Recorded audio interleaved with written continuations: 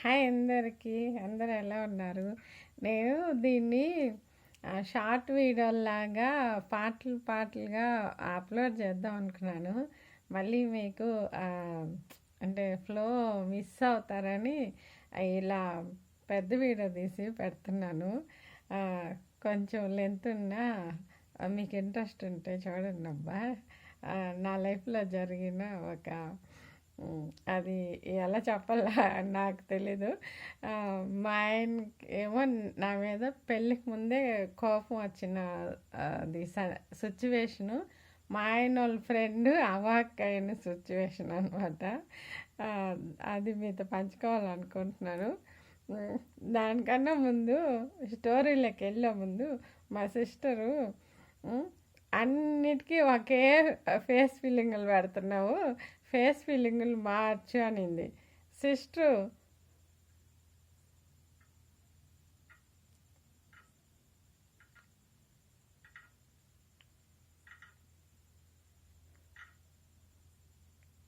బాగున్నాయా ఫేస్ ఫీలింగులు?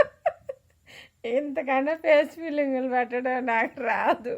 బాగుంటే ఒక లైక్ కొట్టే. సరే అండి. అన్నిటికీ ఒకే ఫేస్ ఫీలింగులు పెడుతున్నావు, ఫేస్ ఫీలింగులు మార్చానండి. నాకేమో వచ్చినట్టువే కదా, నా మొహానికి ఇంకేమన్నా అతికించుకోవాలా ఏంది?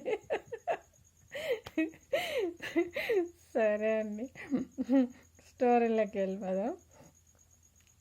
మాకు మ్యారేజ్కి ముందు నాకైతే 14 సంవత్సరాలకే పెళ్ళి చేశారండి.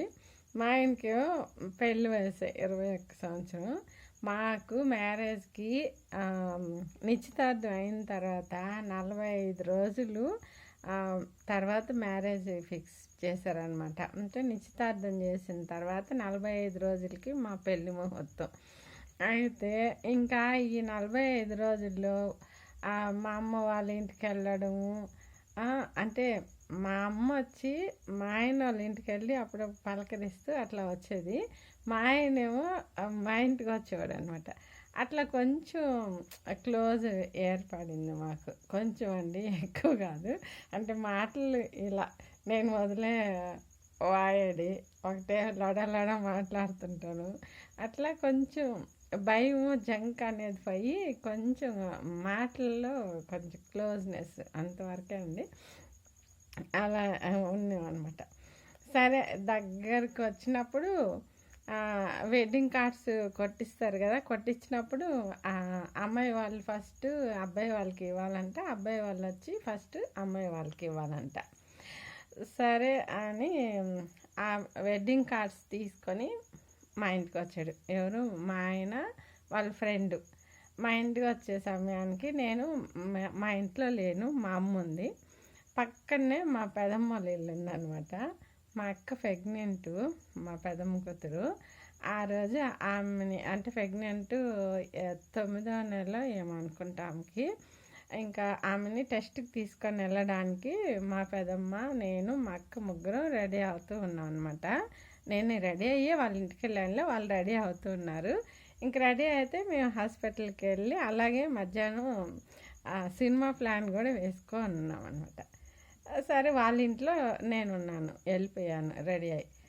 మా ఆయన వచ్చేలాకి మా ఇంటికి వచ్చి ఫస్ట్ మాకు వెడ్డింగ్ కార్డు ఇచ్చేసారంట. మా అమ్మకి ఇస్తే ఎక్కడ అంటే పక్కన మక్కల ఇంట్లో ఉంది వెళ్ళు అని చెప్పింది. పిలుస్తాను అంటే వద్దు వద్దు, ఎలాగూ నేను కార్డు ఇవ్వాలి కదా, వాళ్ళకి ఇవ్వడానికి వెళ్తాను, అప్పుడు కనిపిస్తాను అనేసి అక్కడికి వచ్చాడనమాట. మా అమ్మ అయితే నన్ను పిలవలేదు. పిల్లకి సరే కార్డు తీసుకొని మా పెదమ్మ వాళ్ళ ఇంటికి వచ్చారు. మా ఆయన ఫ్రెండ్ ఇద్దరు వచ్చిన తర్వాత వాళ్ళకి కార్డు ఇచ్చారు. మా పెదమ్మలకి వాళ్ళు రెడీ అవుతూ ఉన్నారు కదా. సరే కార్డు ఇస్తే నేనేం చేస్తానంటే ఆ కార్డు, నేను ముందున్నాను, మా పెదమ్మ మా అక్క అంటే కొంచెం వెనకలు ఉన్నారు, ముందు నేనున్నాను కదా. అప్పటిలో కార్డు ఇస్తుంటే ఎట్టివని నేను తీసుకున్నాను అనమాట. నేను తీసుకొని కార్డు మొత్తం చదివేసి ఓకే, మేము మీ పెళ్ళికి తప్పకుండా వస్తాము అనేసి అన్నాడు అనమాట. నువ్వు లేకపోతే పెళ్ళి ఎక్కడ జరగద్ది అని మా ఆయన అన్నాడు. ఆయన ఆ కార్డు ఎత్తి మా పెదమ్మకి ఇచ్చారనమాట. ఇస్తే తీసి పెట్టుకున్నారు. అని సరే అని ఇంకా వెళ్ళొస్తాము అనేసి అన్నారనమాట మా ఆయన. పక్కన ఉన్న ఫ్రెండ్, రే అమ్మాయిని చూపిస్తానన్నావు కదరా, అమ్మాయి ఇక్కడ ఉందని చెప్పింది కదా, వాళ్ళ అమ్మాయి ఎక్కడ అని మా ఆయన్ని అడిగాడు అనమాట. మా ఆయన ఈ అమ్మాయి పెళ్ళి కూతురు అని నన్ను చూపించాడు. నోరు తెచ్చేసాడు ఆ అబ్బాయి. అంటే పెళ్ళి కూతురు మామూలుగా సిగ్గుపడాలి కదా, ఈమె ఏంది కార్డు పెళ్ళి కొడుకు చేతిలోంచి కార్డు తీసుకొని దాన్ని చదివి మీ పెళ్ళికి తప్పకుండా వస్తాం అంటుంది. అసలు ఇంత క్లోజ్ ఎలా అయిపోయారా మీరు, మీది లవ్ అని అడిగాడంట. లవ్ అయితే ఇలా సెట్ అయ్యిందా అంటే మళ్ళీ చెప్తలేరా అని చెప్పేసి సరే బాయ్ చెప్పారు. ఇంకా మళ్ళీ మా అమ్మ పిలిచింది దేనికో, వాళ్ళకి ఏమన్నా పెట్టడానికో ఏమో పిలిస్తే మా ఇంటికి వెళ్ళారు. నేనేం చేయాలి, వాళ్ళతో వెళ్ళాలి ఇంటికి. మామూలుగా అయితే నేను వెళ్ళలేదు. ఎందుకు వెళ్ళలేదంటే మేము ముందే ప్లాన్ వేసుకున్నాము మా అక్కని హాస్పిటల్కి తీసుకెళ్ళాలి టెస్ట్ కానీ, అట్లాగే సినిమాకి కూడా వెళ్ళాలని ఉన్నాం. అదే ఉంది నా మైండ్లో. ఒకవేళ నేను ఇంటికి వెళ్ళిపోతే వాళ్ళిద్దరూ వెళ్ళినప్పుడు ఇంకెప్పుడైనా నన్ను అందరు కలిసి గేలు చేస్తారు, అట్లా చేస్తూ ఉంటారు కదా, గేలు చేస్తారేమో. పెళ్ళి కాకముందే మొగుడు వచ్చేటప్పటికి మొగుడితో కూడా వెళ్ళిపోయింది మాతో రాలేదు అనేసి వాళ్ళు ఎగతాళి చేస్తారని నా మైండ్ అనమాట. అందుకని నేనేం చేశాను, ఇంటికి వెళ్ళకుండా ఇంకా మా అక్క మా పెదమ్మ రెడీ అయిపోయారు. మేము ముగ్గురు ఇంటికి తాళం వేసుకొని వెళ్తూ ఉన్నాం దారిలో. అప్పుడు పెద్దగా అసలు ఆటోలు లేవు, రిక్షాలు ఎప్పుడో కానీ దొరకు. చాలా వరకు మేము నడుచుకుంటూ వెళ్ళేవాళ్ళం. టౌన్లో గూడూరు అనమాట మాది. మా తిలక్ నగర్ నుంచి టౌన్లోకి నడుచుకుంటూ వెళ్ళాలి. సినిమాకి పోయినా హాస్పిటల్కి వెళ్ళినా నడుచుకుంటూ వెళ్తాం. ఎప్పుడో ఏందో రిక్షాలు దొరుకుతాయి, లేకపోతే లేదు. ఆటోలు అయితే అస్సలు లేవండి అప్పుడు. ఆయన సరే వెళ్తూ ఉంటే ఇంకా మా ఆయన వాళ్ళు మా ఇంటికి వెళ్ళేసి, అంటే అప్పటికి పెళ్ళి అవ్వలేదు, వెడ్డింగ్ కార్డ్స్ తీసుకొచ్చారు అంతే. ఆయన మా అమ్మ ఏదో పెడితే తినేసి సరే మేము వెళ్ళొస్తామని చెప్పి వాళ్ళు కూడా చెప్పేసి వచ్చారండి. మేము వెళ్ళి ఇంకొంతసేపటికి వచ్చారు. వాళ్ళు ఏమో సైకిల్ వేసుకొని వచ్చారు. అందుకని వాళ్ళు స్పీడ్గా వచ్చి మేము దారిలో ఉన్నాం కదా, దారిలో పలకరించారు. నన్ను పలకరియలేదనమాట. పలకరియకుండా అంటే కోపం వచ్చేసింది నా పైన.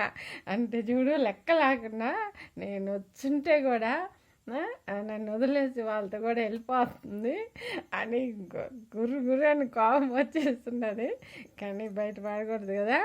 కానీ ఆయన నాతో మాట్లాడలేదు. మా పెదమ్మని పలకరించాడు, మా అక్కని పలకరించాడు. నేనేమో అదే స్మైల్. ఎందుకంటే నాకు అంత ఎలగలేదన్నమాట. కోపం వస్తుంది, నా మీద అలుగుంటాడా అనేది నాకు అసలు తెలీదు. దానికి జీవితాంతం శిక్ష చేశానండి. నేను నాకైతే ఎలగలేదు. నేను మాత్రం ఈ అని నవ్వుకుంటానే ఉన్నాను. వెళ్ళిపోయారు వాళ్ళు.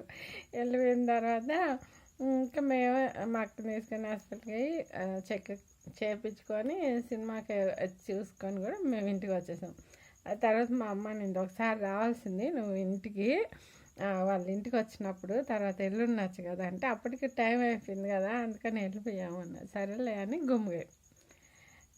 ఇటు పెళ్ళైన తర్వాత ఫస్ట్ మా ఆయన నాతో మాట్లాడిన మాట ఏందో తెలుసా, నువ్వు నాకు ఒక మాట ఇవ్వాలి అన్నాడు. ఏంది అన్న, మా అమ్మతో నువ్వు ఎప్పుడు గొడవ పెట్టుకోకూడదు. వాళ్ళ అమ్మ కొడుకే ఉన్నారనమాట. మా అమ్మతో ఎప్పుడు నువ్వు గొడవ పెట్టుకోవద్దు. మా అమ్మ అంటే నాకు ప్రాణం. తర్వాత నువ్వు ఎవరితో సినిమాకి కానీ గుడికి కానీ బయటికి ఎక్కడికి వెళ్ళకూడదు, నువ్వు నాతోనే రావాలి, నువ్వు ఇంకెవరితో వెళ్ళకూడదు అనేసి అన్నాడు. ఇంక నేను పెళ్ళి నాకు ఎవరి టచ్లో ఉంటారులే, నేను ఎవరితో వెళ్తానని అలాగే. కానీ మీ అమ్మతో గొడవ అంటే మాత్రం ఆమె నా జోలికి రాకపోతే నేనైతే గొడవ పెట్టుకోను. ఆమె నన్ను ఏమన్నా అంటే మాత్రం అదే పనిగా అంటుంటే నేను ఊరుకోను. నేనైతే గొడవ పెట్టుకోను అని ప్రామిస్ చేయించుకున్నాను, చేశాను. అయితే ఆయన బతుకున్న రోజులు నేనైతే ఎవరితో కనీసం మా అత్తతో కూడా కానీ గుడికి కానీ సినిమాకి కానీ వెళ్ళలేదు. వెళ్తే మా ఆయనతోనే సినిమాకి కానీ గుడికి కానీ వెళ్ళేదాన్ని. ఆయన చనిపోయే వరకు కూడా నిజంగా అలాగే ఉన్నారనమాట.